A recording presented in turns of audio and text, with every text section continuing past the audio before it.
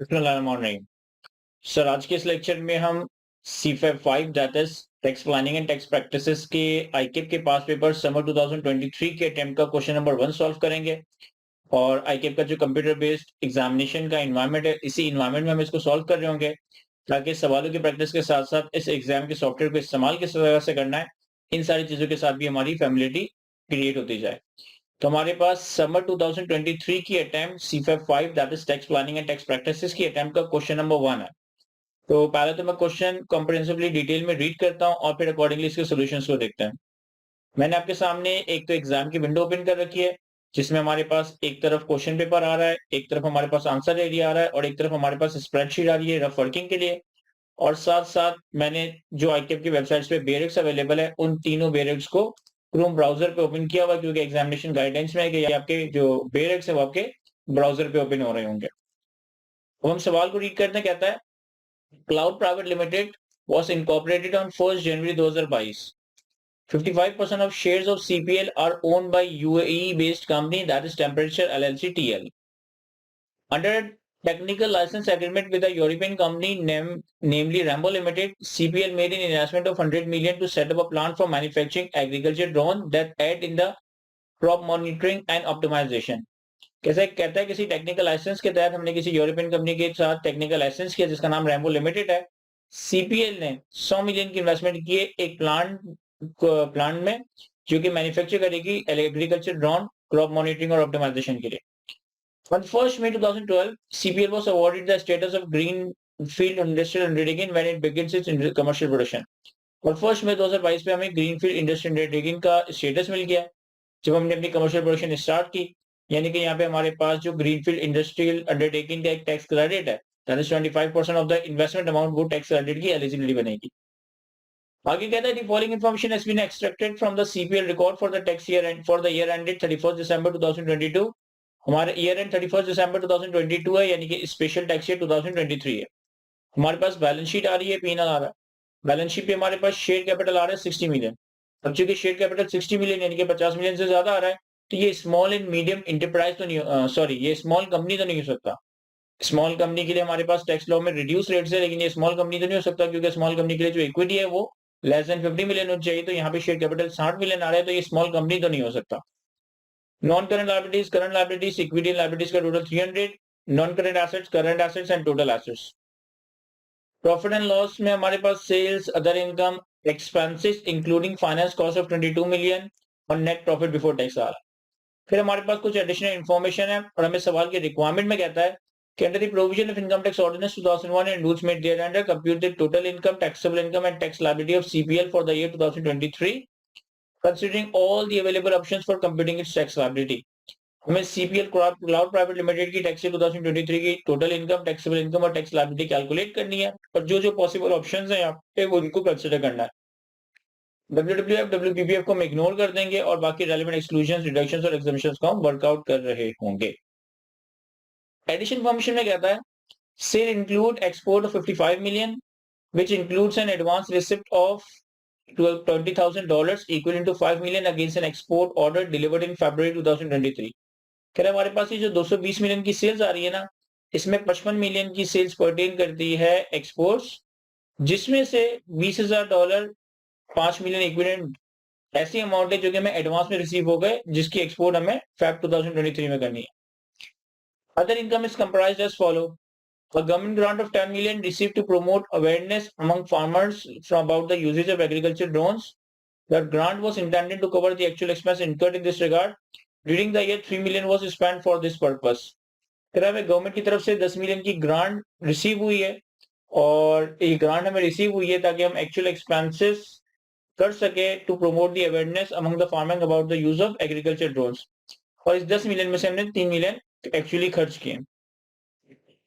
Other income में क्या था, rent and non adjustable security deposit amounts to rupees 4 million and 6 million respectively receive for providing office space.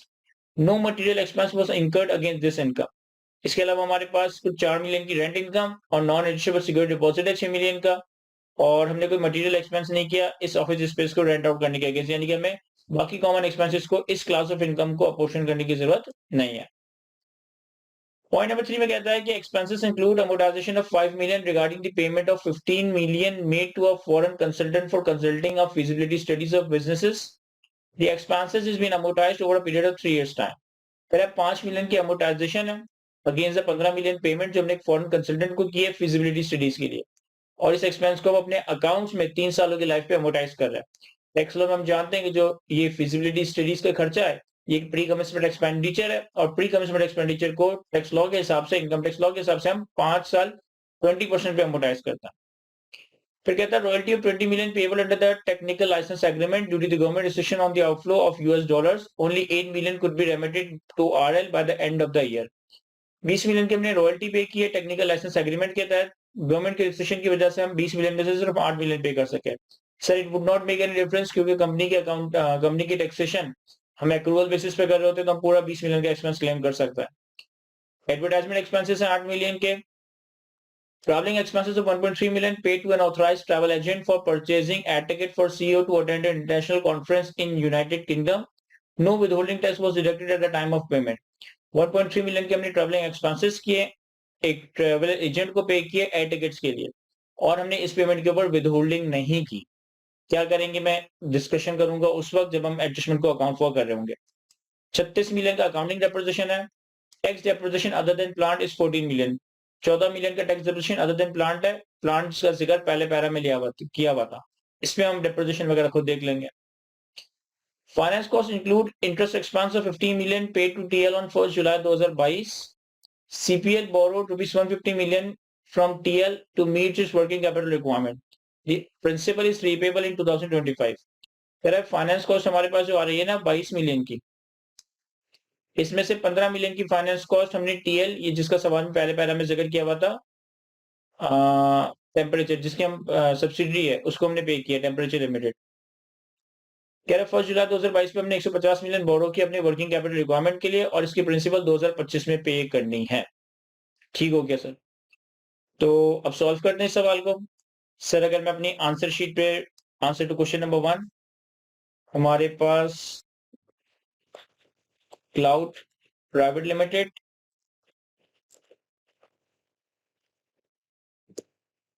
Special tax year 2023, ठीक है। अब लेकिन चूंकि इसका जो शेयर कैपिटल है वो 7 मिलियन है, चूंकि इसका शेयर कैपिटल जो है वो 60 मिलियन है, तो ये स्मॉल कंपनी तो नहीं हो सकता, ये स्मॉल कंपनी तो नहीं हो सकता। लेकिन अगर आप इसकी सेल्स देखें, तो वो 220 मिलियन है। उसकी सेल्स कितनी है? 220 मिलियन। और अगर अदर इनकम वगैरह को भी मैं देखूं, हालांकि अदर इनकम की चीजें टर्नओवर तो नहीं है, लेकिन सेल्स इसकी 220 मिलियन है, तो ये स्मॉल एंड मीडियम इंटरप्राइज हो सकता है। तो ये स्मॉल एंड मीडियम इंटरप्राइज हो सकता है। सर अगर हम अपने बेयर एक्ट में स्मॉल एंड मीडियम इंटरप्राइज की डेफिनेशन देखें, तो स्मॉल एंड मीडियम इंटरप्राइज की डेफिनेशन थी कि एक ऐसा पर्सन जो कि मैन्युफैक्चरिंग में एंगेज्ड हो, यहाँ पे ये मैन्युफैक्चरिंग में एंगेज्ड है, ये ड्रोन वगैरह बना रहा है, और जिसका जो टर्नओवर है वो 250 मिलियन से एक्सीड ना कर रहा, उसका टर्नओवर 220 मिलियन है, तो इसका मतलब है 250 मिलियन से एक्सीड नहीं कर रहा, तो ये स्मॉल एंड मीडियम इंटरप्राइज हो सकता है। अब अगर हम स्मॉल एंड मीडियम इंटरप्राइजेस की टैक्सेशन देखें, ऑलरेडी दोनों ही सारी बातें हम कवर कर चुके हैं, लेकिन मैं थोड़ा ऑर्डिनेंस से रेफर कर करके आपको सॉल्व करवाने की कोशिश कर रहा हूँ कि अगर हम ऑर्डिनेंस में इसकी टैक्सेशन देखें तो इसकी हमने टैक्सेशन कवर की थी 14 शेड्यूल में। 14 शेड्यूल में हमारे पास स्मॉल एंड मीडियम इंटरप्राइजेस की टैक्सेशन आ रही थी। तो अगर मैं 14 शेड्यूल अपने पास ओपन करूं,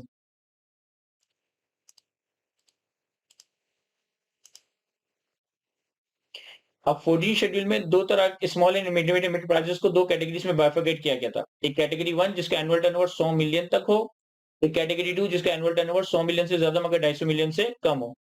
तो चूंकि हमारा जो टर्नओवर है वो 220 मिलियन है, तो हम कैटेगरी 2 के स्मॉल एंड मीडियम इंटरप्राइजेस है। हमारी टैक्सेबल इनकम पे 15% लगेगा, हमारी टैक्सेबल इनकम पे 15% टैक्स लगेगा अगर हम अपनी इनकम को एनटीआर में टैक्स करवाते हैं, और अगर हम ऑप्शन 2 के तहत एफटीआर में टैक्स करवाते हैं तो हमारा जो टैक्स है वो 0.5% ऑफ द टर्नओवर होगा। एक्सपोर्ट्स की जो इनकम है, हमारी एक्सपोर्ट्स की जो इनकम है वो तो हमारी फाइनल टैक्स रिजीम वाले टैक्स पे ही चार्जेबल टू टैक्स हो रही होगी। तो पहले तो मैं थोड़ी बात आंसर में ये लिख देता हूं कि since CPL is a manufacturing concern with annual turnover of less than rupees 250 million, it is a small and medium enterprise। और ये कौन सा स्मॉल मीडियम एंटरप्राइज है? कैटेगरी 2। चूंकि सीपीएल एक मैन्युफैक्चरिंग कंसर्न है, मैन्युफैक्चरिंग ऑफ एग्रीकल्चर ड्रोन्स में engaged है और उसका टर्नओवर 250 मिलियन से कम है, तो ये एक स्मॉल एंड मीडियम एंटरप्राइज बन जाएगा। एक बात तुमने ये लिख दी। In this case available option for taxation are as follow.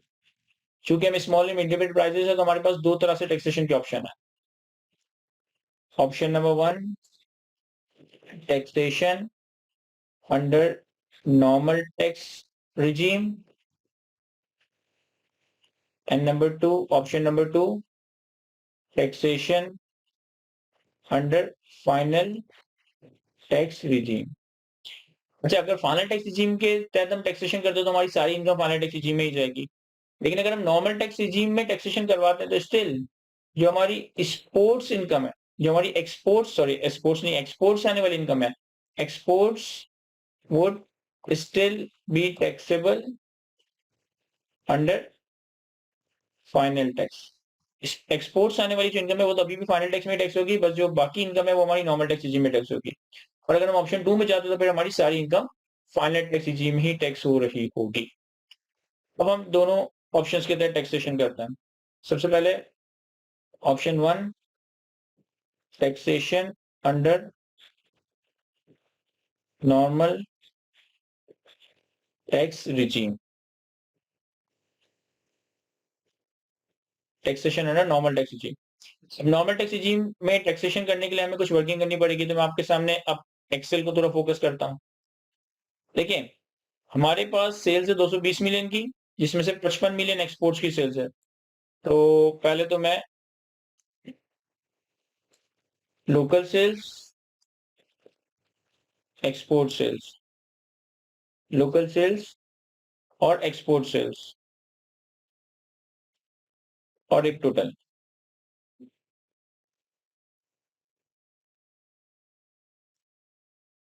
ठीक है सर, हमारे पास सेल्स कितनी है?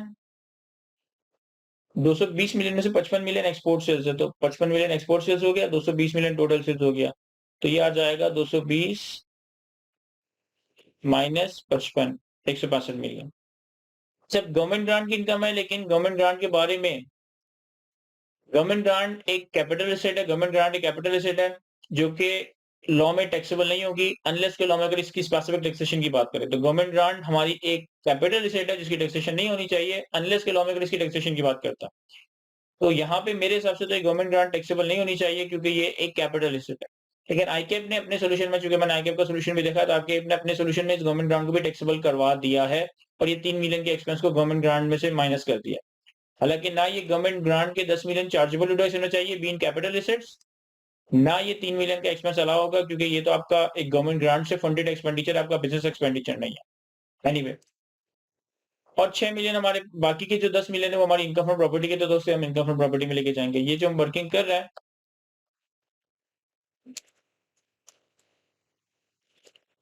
ये अपॉर्चुमेंट ऑफ एक्सपेंसेस की कर रहा है।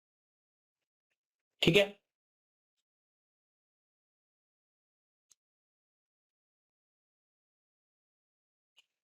अब इसके बाद हमारे पास है 20 मिलियन को हम अलग अलग से देख लेंगे। एक्सपेंसेस, एक्सपेंसेस में हमारे पास जो कुछ है उसे मैं सेपरेटली वर्किंग में करता हूं। देखिए, एक्सपेंसेस हमारे पास गिवन कितने सर? हमारे पास एक्सपेंसेस गिवन है 197 मिलियन। ठीक है, एक तो आप अदर इनकम में देखें तो एक्सपेंसेस में 3 मिलियन के एक्सपेंसेस ऐसे हैं during the year 3 million was spent for this purpose, जो कि ये गवर्नमेंट ग्रांट से फाइनेंस किए गए थे। तो इसको मैं हटा देता हूं आउट ऑफ गवर्नमेंट ग्रांट। हम लाइक टू लाइक चलेंगे कि चूंकि गवर्नमेंट ग्रांट को मैं इनकम ही नहीं बना रहा, कैपिटल शीट कह रहा हूं, तो इससे पर्टेनिंग जो एक्सपेंस हमने किया वो भी हमें अलाउ नहीं होना चाहिए, -3। इसके बाद एक्सपेंसेस में यहाँ पे लिखा हुआ था कि फाइनेंस कॉस्ट है 22 मिलियन, तो फाइनेंस कॉस्ट भी हटा देता हूँ, इसे हम अलग से देख लेंगे।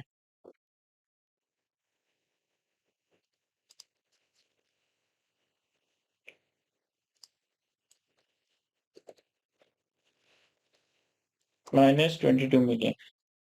ठीक है, इसके बाद एक्सपेंसेस में कहता है amortisation of 5 million regarding the payment of 15 million made to foreign consultant for conducting feasibility study of the business.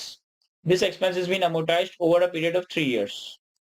तो accounting amortisation of feasibility studies, accounting amortisation of feasibility studies ये हम डिसअलाउ करवा देते हैं, वो कितना है 5 मिलियन ऐड कर देंगे।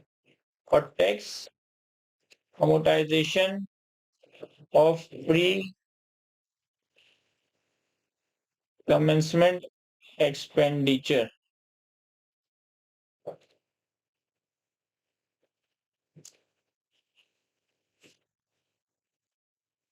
कमेंसमेंट एक्सपेंडिचर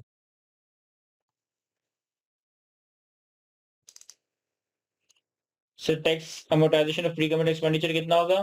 15 मिलियन का खर्चा है तो 15 मिलियन का 20%, तो 15 मिलियन का 20% मैं माइनस कर देता हूं।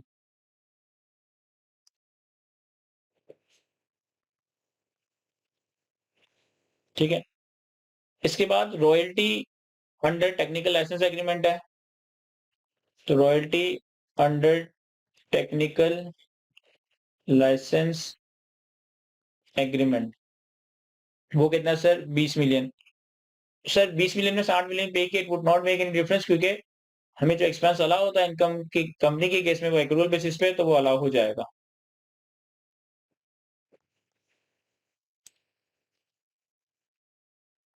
क्या हो गया? फिर हमारे पास एडवर्टाइजमेंट एक्सपेंस है सर, ये भी हमें अलाउ हो जाएगा।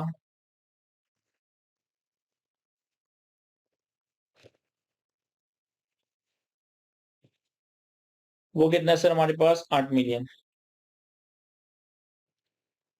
फिर हमारे पास ट्रैवलिंग एक्सपेंस है, ट्रैवलिंग एक्सपेंस विदाउट विदहोल्डिंग। अब इनकम फ्रॉम बिजनेस में हमने सेक्शन 21 में ये बात कवर की है कि अगर किसी एक्सपेंसेस की पेमेंट पे आपने विदहोल्डिंग करनी है और आप वो विदहोल्डिंग ना करो तो वो आपका एक्सपेंस डिसअलाउ हो जाता है। लेकिन यहाँ पे हमने एयर टिकट की पेमेंट की जिसमें हमने विदहोल्डिंग नहीं की। आपको शायद ये बात याद हो कि हमने, अगर मैं देखें हैंडबुक में ही एयर टिकट सर्च करूं,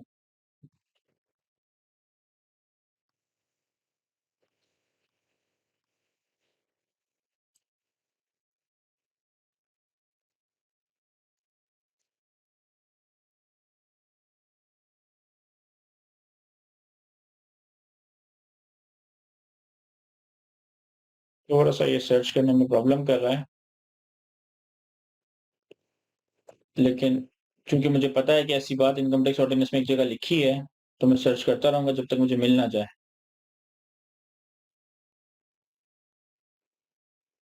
हाँ, ये इनकम टैक्स ऑर्डिनेंस के सेकंड शेड्यूल का पार्ट 4 ओपन हुआ है, exemption from specific provision.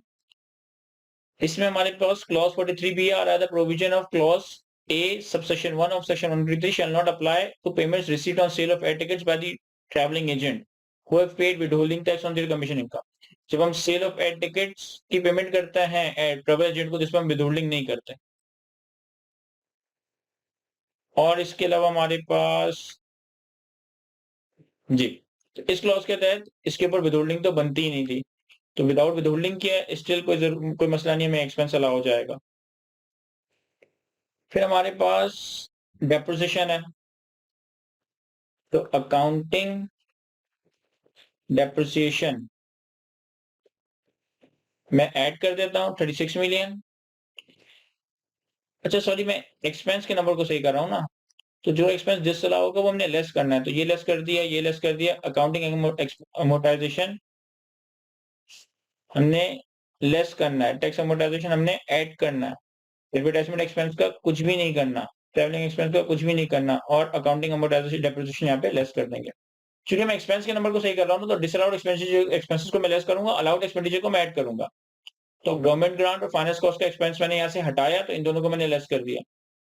Accounting amortisation मैंने हटाया तो इसको लेस कर दिया, टैक्स अमोर्टाइजेशन इंक्लूड किया तो ऐड कर दिया, फिर अकाउंटिंग डेप्रिसिएशन भी हटाया तो इसे मैंने लेस कर दिया। वहां क्यों चला गया ये?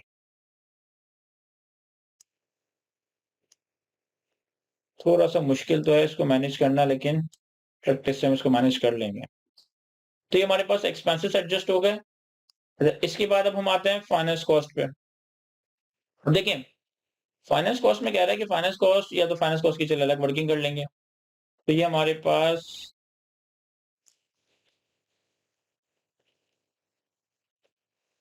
शॉर्टकट नहीं चलते हैं यहाँ पे। ये हमारे पास टोटल आ गया 134।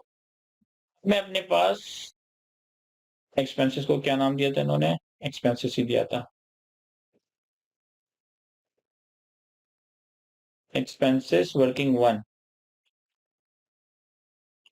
कितने एक्सपेंसेस हैं सर वर्किंग 1 से? 134। अब 134 के एक्सपेंसेस को मैं इन दोनों में अपोर्शन कर देता हूँ।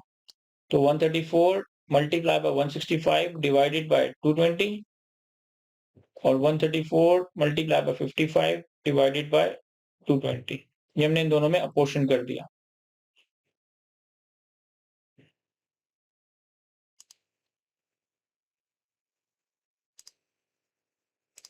अगर हम यहाँ पे इनका सेल्स रेशियो ही लिख देना तो हमारे लिए बहुत आसानी हो जाएगी। 165 डिवाइडेड बाय 220 और 55 डिवाइडेड बाय 220। मुझे नहीं पता इसको मैं परसेंटेज टर्म में कैसे कन्वर्ट करूं, होगा कहीं ना कहीं। अब एक्सेल में तो फॉर्मूले शॉर्टकट्स हमें याद होते हैं जनरली।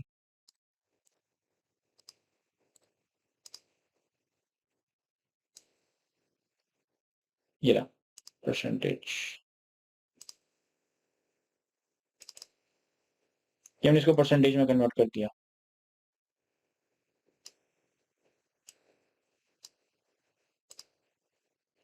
ठीक है, अब वापस अपने सवाल पे वापस आता है सर। इसके बाद हम आते हैं फाइनेंस कॉस्ट पे।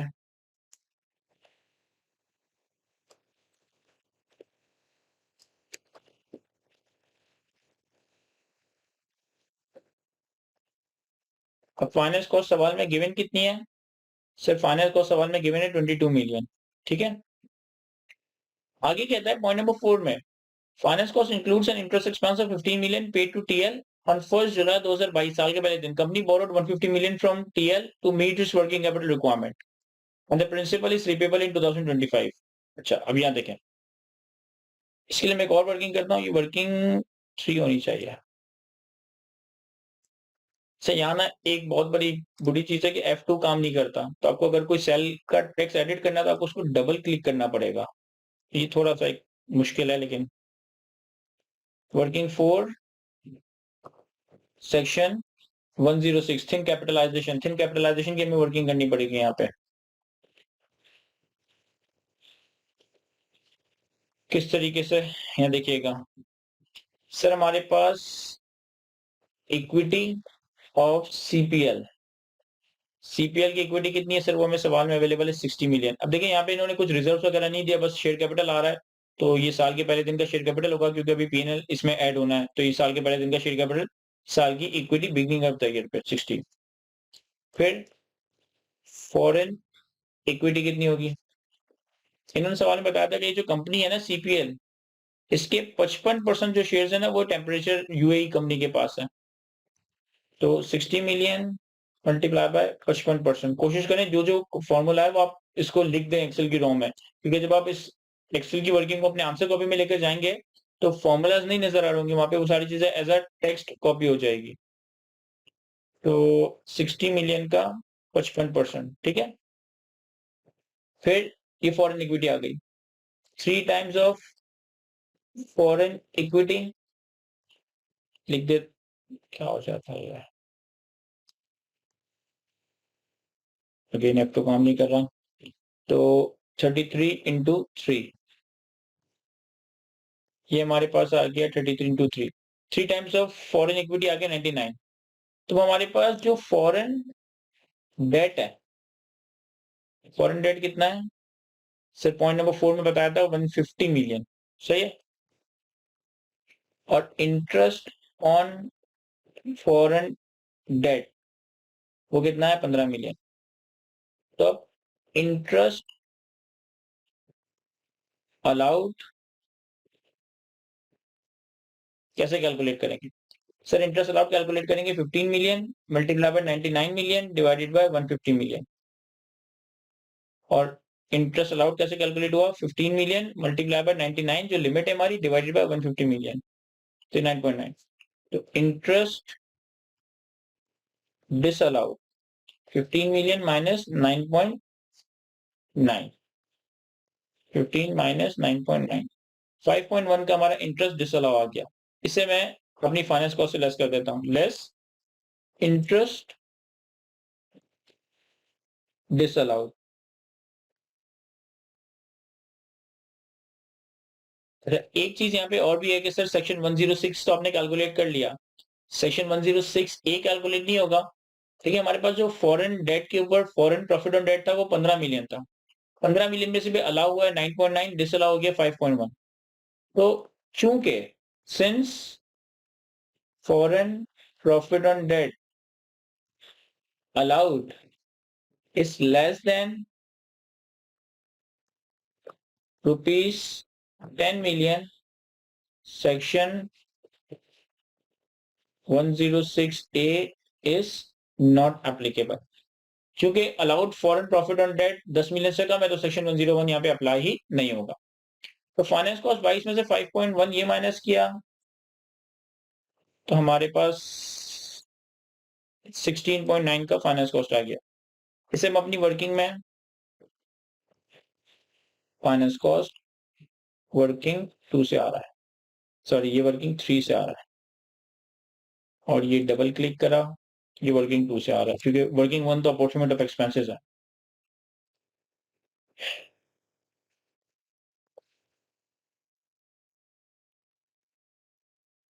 16.9 अपॉर्चुनिटी करने के लिए 16.9 मल्टीप्लाई बाय 75% और 16.9 मल्टीप्लाई बाय 25%। ठीक है, तो एक्सपेंसेस हो गए, फाइनेंस कॉस्ट हो गया।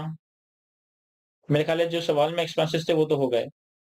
अब हम आते हैं working 5 tax depreciation. Tax depreciation हमें एक तो सवाल में गिवन था, कितना गिवन था सर? ये बात लिखी है पॉइंट नंबर 3 के लास्ट बुलेट में कि टैक्स डेप्रिसिएशन 14 मिलियन।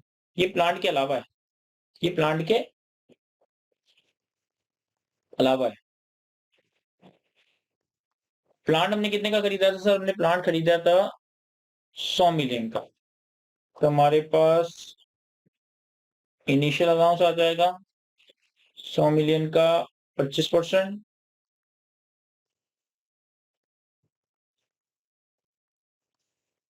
और हमारे पास टैक्स डेप्रिसिएशन ऑन प्लांट आ जाएगा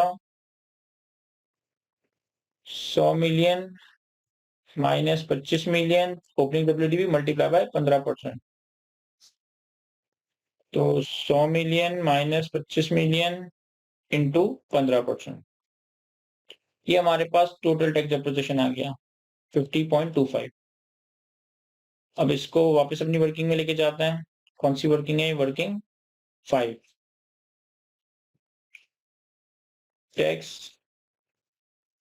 डेप्रिसिएशन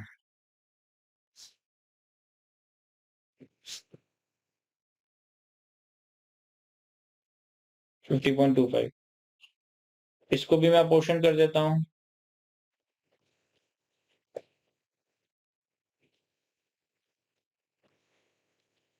तो टैक्स डेप्रिसिएशन को भी अपोर्शन वगैरह करने के बाद हमारे पास नेट इनकम आ जाएगी।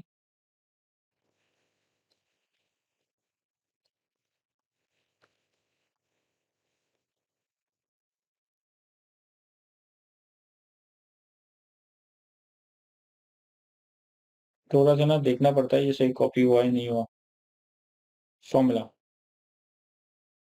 खैर, ये हमारे पास आ गई नेट इनकम बड़ी मुश्किलों से।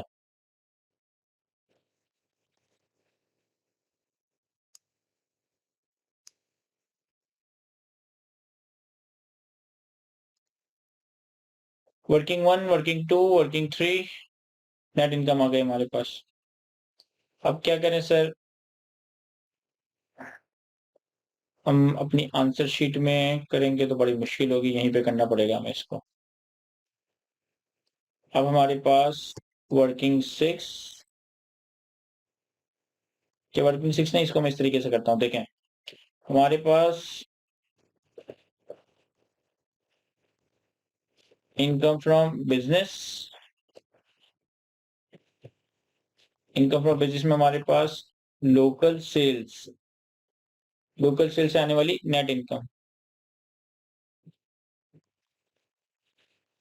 लोकल सेल से आने वाली नेट इनकम कितनी है? सर लोकल सेल से आने वाली नेट इनकम है 14.135। ठीक है, इसके बाद इनकम फ्रॉम प्रॉपर्टी,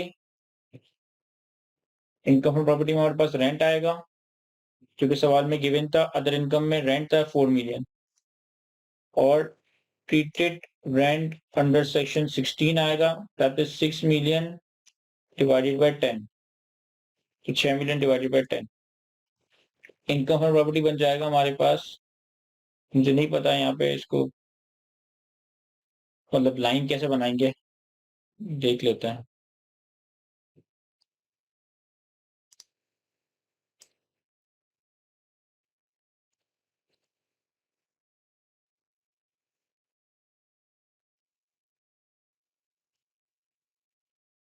जरूरत नहीं है यहाँ पे फॉर्मेटिंग करने की, क्योंकि आप जब वर्ड अपने टेक्स्ट एरिया में इसको कॉपी करेंगे ना, तो फॉर्मेटिंग वैसे भी सारी गायब हो जाएगी, तो टाइम ज़्यादा ना कीजिएगा फॉर्मेटिंग पे। अच्छा, ये तो मैंने कैलकुलेट कर लिया, लेकिन ये इंसर्ट करेंगे लेस, सॉरी 4.6 की रेंट आ गया, इससे हम लेस करेंगे रिपेयर अलाउंस, दैट इज 4.6 का 1/5।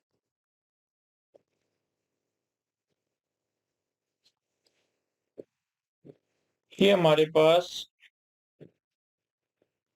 इनकम फ्रॉम प्रॉपर्टी आ गया, income from business, income from property आ गया, तो हमारे पास टोटल इनकम आ गई, यही हमारी टैक्सेबल इनकम है 14.1375 प्लस 3.68। मैं फॉर्मेटिंग पे टाइम ज़ाया नहीं कर रहा, क्योंकि मुझे पता है जब मैं इसको आंसर कॉपी में कॉपी करूंगा ना, फॉर्मेटिंग सारी वैसे ही इरेज हो जाएगी।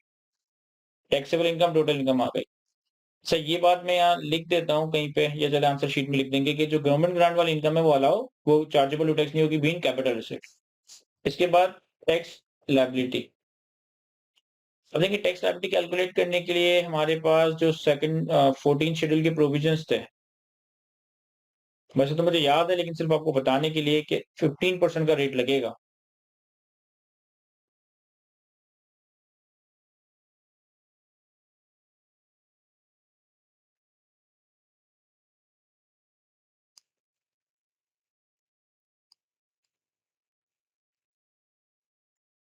थोड़ा-सा ये रीड थोड़ा स्लो करता है ना ब्राउज़र में, तो सर्च करने में थोड़ा टाइम लगता है। तो टैक्सेबल इनकम पे जो रेट लगेगा वो 15% लगेगा। तो tax on taxable income eight 15%, तो 17.8175 का 15%, ठीक है? फिर final tax on exports, sir exports की 55 मिलियन की इनकम थी सवाल में। Exports of 55 million which includes advance receipts. अच्छा, एक्सपोर्ट्स पे रेट कितना है? एक्सपोर्ट्स पे रेट है 0.5% का। तो 0.5, sorry 55 million multiply by 0.5%, 55 million multiply by 0.5%।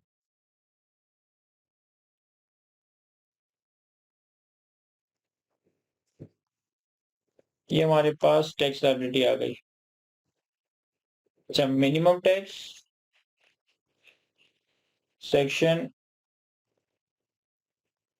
113 and alternative corporate tax section 113C are not applicable on small and medium enterprises. Small and medium enterprises पे तो सेक्शन 113 और 113C अप्लाई ही नहीं होता। तो सेक्शन रेफरेंस अगर आपको मालूम है तो दें, नहीं मालूम तो सिर्फ नाम लिख दें, कोई मसला नहीं है। ठीक है, तो हमने जब ऑप्शन 1 के तहत टैक्सेशन करवाई तो हमारे पास ये 2.94 आ रहा है। अब हम अपनी वर्किंग को ना थोड़ा कॉपी भी करते हैं ताकि जितना हो गया उतने मार्क्स तो मिले। देखिए, पहले इसको मैं ना यहाँ कर देता हूँ। हमने ऑप्शन 1 में टैक्सेशन करवानी थी। अब ऑप्शन 1 में आपकी टैक्सेशन नजर कैसे आएगी कि सर आपका जो मेन आंसर है ना, यहाँ से स्टार्ट हो रहा है, इनकम फ्रॉम बिजनेस से। और सारी चीजें मैंने रेफर की प्रॉपरली ताकि आसानी हो। तो ये हमने यहाँ कॉपी पेस्ट कर दिया, इनकम फ्रॉम बिजनेस आ गई, working 1, income from property, repair allowance, सब कुछ माइनस कर कर आके टोटल इनकम, टैक्सेबल इनकम। देखिए इसको थोड़ा बोल्ड कर देता हूँ, इनकम फ्रॉम प्रॉपर्टी को भी बोल्ड कर देते हैं। सही है।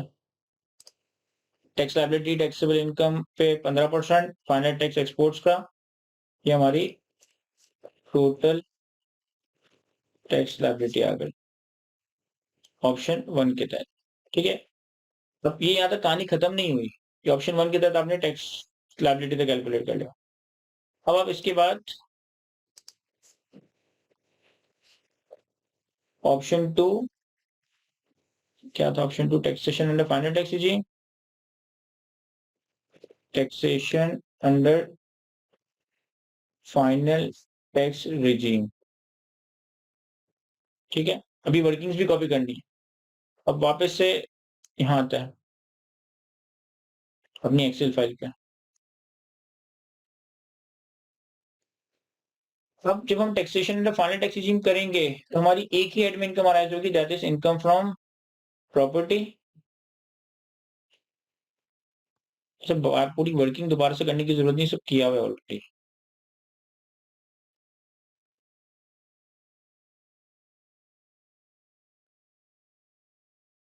इनकम फ्रॉम प्रॉपर्टी में 4.6, 3.68 की इनकम फ्रॉम प्रॉपर्टी थी टोटल इनकम, अब यही बन जाएगी। टैक्स ऑन टोटल इनकम आ जाएगा ये 3.68। अब tax on turnover at tax on turnover under final tax regime, ये कैसे कैलकुलेट करेंगे? सर 220 मिलियन का टर्नओवर है, 220 मिलियन का टर्नओवर है into 0.5% into 0.5%, 220 million multiply by 0.5%। और एफटीआर में तो हमें कोई एक्सपेंस अलाउ होगा ही नहीं। ऐसे मुझे कॉपी करने से पहले ना थोड़ा एक चीज ये भी कर लेना चाहिए था। मैं दोबारा से मेहनत कर लेता हूँ। मैं इस टेबल को कैसे सेलेक्ट होगा ये?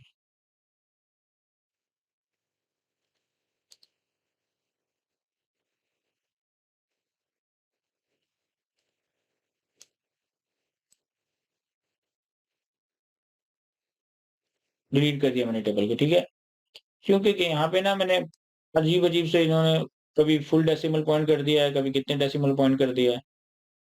तो हम थोड़ा सा ना इसको एक कंसिस्टेंसी देते हैं। थोड़ी सी हमें एक्सेल को इनके समझना पड़ेगा।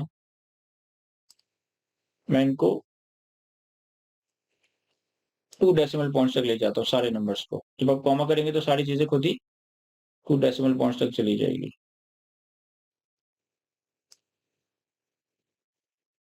और जो वो माइनस के नंबर है वो ब्रैकेट में आ जाएंगे।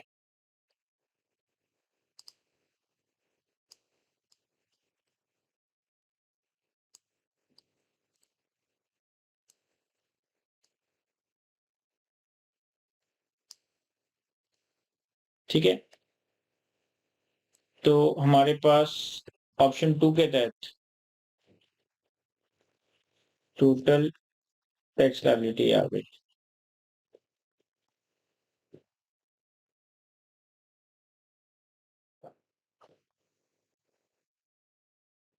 ऑप्शन 2 के तहत 4.78 बन रहा है, क्योंकि यहाँ ना गड़बड़ कर दी थी मैंने, इस पर रेट नहीं लगाया था। तो 1.62 ऑप्शन 1.65 तो ऑप्शन 2 के तहत और 2.95 ऑप्शन 1 के तहत। ऑब्वियसली ऑप्शन 2 हमारे लिए बेनिफिशियल है। अब ना इसको मैं थोड़ा देखभाल के अपनी वर्किंग्स में कॉपी करता हूँ। देखिए किस तरीके से। सबसे पहले मैंने ऑप्शन 1 की वर्किंग बतानी है, ठीक है। तो ऑप्शन 1 की वर्किंग हमारे पास यहाँ स्टार्ट हो रही है, यहाँ तक। तो ऑप्शन 1 की वर्किंग यहाँ कॉपी की,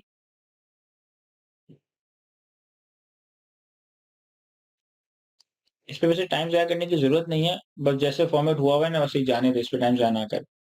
टैक्स लायबिलिटी आ गई,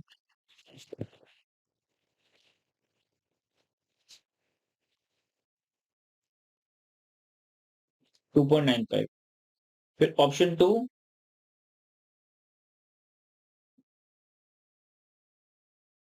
ऑप्शन 2 की वर्किंग यहाँ से स्टार्ट हो रही थी,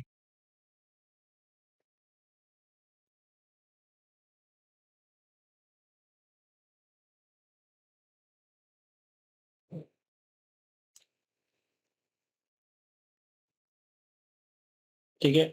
और ये ऑप्शन 2 की, देखिए मैंने ये ज़्यादा रो सेलेक्ट कर ली थी ना, तो इसलिए थोड़ा प्रॉब्लम हो गया। जो बस काम की चीज़ है वो। ये ऑप्शन 1 की टैक्स लायबिलिटी, ये ऑप्शन 2 की टैक्स लायबिलिटी। इसके बाद पहले तो हम कंक्लूजन लिख देते हैं अपना। Conclusion taxation under final tax regime is beneficial for CPL। ठीक है, हमने ये कंक्लूजन लिख दिया कि भाई ये आपका कंक्लूजन। एक नोट में लिख देता हूं, government grant being capital receipt would not be chargeable to tax unless specifically made taxable under the income tax ordinance 2001। तो चूंकि ये कैपिटल एसेट है तो ये चार्जेबल टू टैक्स नहीं होगी, क्योंकि ये अनलेस कि इसको स्पेसिफिकली में टैक्सेबल करवाया जाए। तो ये बात बस नोट डाल के मैंने लिख दी है। अच्छा, अब यहाँ तक तो मैंने सवाल का रिक्वायरमेंट पूरा किया है, मैंने वर्किंग भी कॉपी करनी है, एक एक वर्किंग को अलग अलग करता हूँ।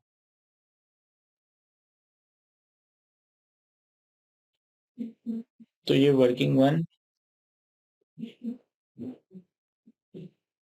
इसके बाद वर्किंग 2,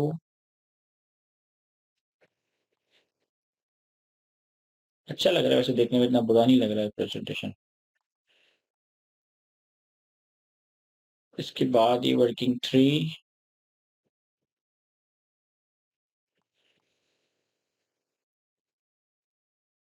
इसके बाद ये वर्किंग 4,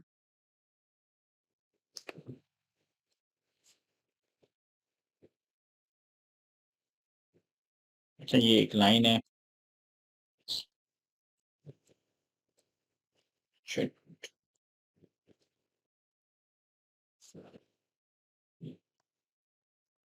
बस इसके नीचे। इसके बाद वर्किंग 5,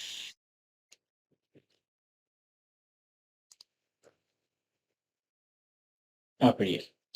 तो ये हमारा सवाल या तो कंप्लीट हुआ जाता है फाइनली। देखिए पूरा प्रॉपर आंसर कैसा नजर आ रहा है। सबसे पहले कंपनी का नाम, स्पेशल टैक्स ईयर, बता दिया कि क्या होगा। ऑप्शन 1 में टैक्सेशन की, income from business, income from property, जो जो चीजें हाथों हाथ फॉर्मेटिंग हो सकती है थोड़ी कर लेता हूँ। इनकम फ्रॉम प्रॉपर्टी को पोर्ट कर दिया, टोटल टैक्सेबल इनकम को, जरूरी नहीं है सिर्फ शिशको के लिए कर रहा हूँ। Tax liability, tax on taxable income, और ये final tax on exports, total tax liability. Minimum tax SCT का रीजन लिख दिया। ऑप्शन 2 में आए, रेंट कैलकुलेट किया, ये इनकम फ्रॉम प्रॉपर्टी बन रहा है, ये इनकम फ्रॉम टोटल और टैक्सेबल इनकम बन रहा है, टैक्स लायबिलिटी आ गई, और tax on turnover under final tax regime 220 के टर्नओवर पे 0.5% लगा दिया। कंक्लूजन ये दे दिया कि taxation under final tax regime is beneficial, ये ऑप्शन 2 की बात हो रही है, क्योंकि यहाँ 1.652 और यहाँ पे 2.95 बन रहा था। ठीक है, गवर्नमेंट ग्रांट के बारे में बता दिया, ये कैपिटल एसेट है तो चार्जेबल टैक्स नहीं होना चाहिए। वर्किंग 1 हमारी अपॉर्चुनिटी की वर्किंग आ गई, वर्किंग 2 हमारी एक्सपेंसेस की एडजस्टमेंट्स आ गई, working 3 finance cost, working 4 thin capitalisation, working 5 tax appreciation. तो यहाँ तक हमारा फाइनली सवाल कंप्लीट हुआ जाता है। आई होप कि मैं आपको अच्छे से एक्सप्लेन कर सका हूँ। आज की इस गुफ्तगू को हम यहीं तक रखते हैं। Thank you. फिर एक चीज सवाल को एंड करने के बाद मेरे जहन में आई कि मैं टैक्स क्रेडिट ग्रीनफील्ड इंडस्ट्री का भूल गया हूँ, तो उसको मैं यहाँ मैन्युअली ही ऐड कर लेता हूँ। देखिए ये हमारे पास जो वर्किंग हमने अपनी आंसर शीट में ऐड की थी, इसी में हम 2-3 रोज ऐड करते हैं। टैक्स लायबिलिटी कैलकुलेट करने के बाद लेस करते हैं टैक्स क्रेडिट। सेक्शन रेफरेंस तो मुझे याद नहीं आ रहा। For greenfield industrial undertaking 100 million की मेरे ख्याल इन्वेस्टमेंट थी। यस, 100 मिलियन की। तो 100 मिलियन का 25%, 100 मिलियन का 25% आ जाएगा 25। तो tax credit unutilised carry forward for 2 tax years. 25 million का टैक्स क्रेडिट है, लेकिन हमारी टैक्स लायबिलिटी तो कम बन रही है, तो जो अनयूटिलाइज्ड टैक्स क्रेडिट है वो कैरी फॉरवर्ड हो जाएगा। तो 2.95 माइनस 25 ये आ जाएगा हमारे पास -22.05। ठीक है। इसी तरह जो ऑप्शन 2 में हमने वर्किंग की थी, यहाँ पे भी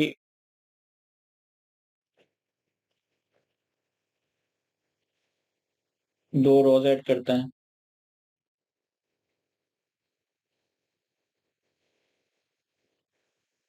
यार,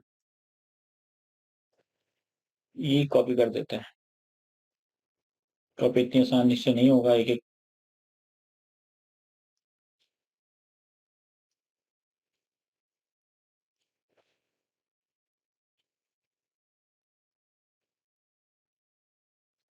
तो -25 और ये हो जाएगा 1.652 माइनस 25